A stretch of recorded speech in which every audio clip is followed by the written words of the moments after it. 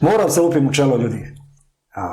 Ajde ovako. Evo sad ću ja. Jedna mala matematička igra.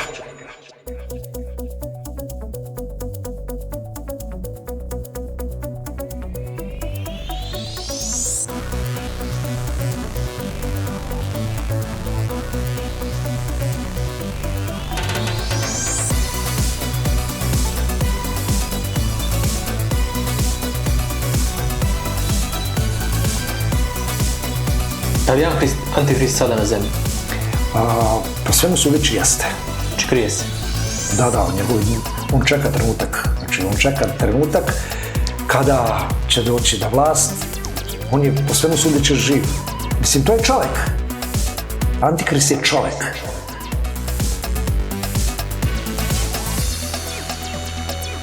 Ali će kroz tog čovjeka potpuno delovati satana.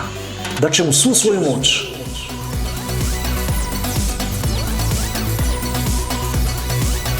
Zato što on zove Antihrist.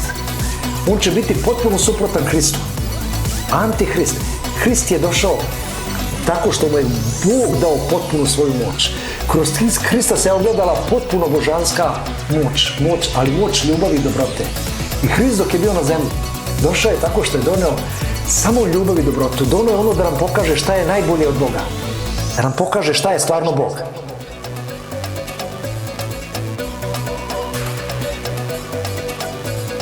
A šta je, ko je Antihrist? Antihrist dolazi sa sasvim suprotnim namerama. On dolazi da podjarmi čovečanstvo. On želi da nas zadrži u grehu.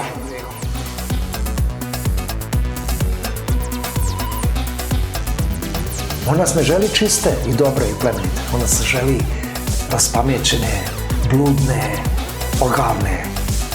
On nas želi u zlu. A to se on toliko bori za nas. Sama reč Antihrist, shvatite.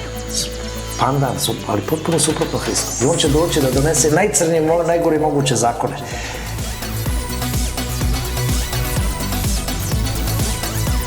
I šta će još da radi?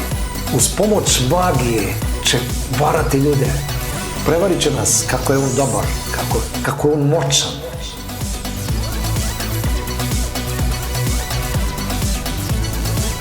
On jeste moćan, ali tu moć mu daje Satan. Isto ko ovim omeđoničarima.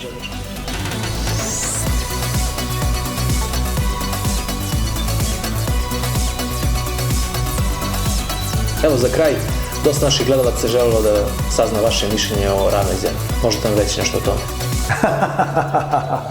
Dosta pitanja je bilo, tako da... Ravna zemlja je o majko moja. Moram se lupim u čelo, ljudi.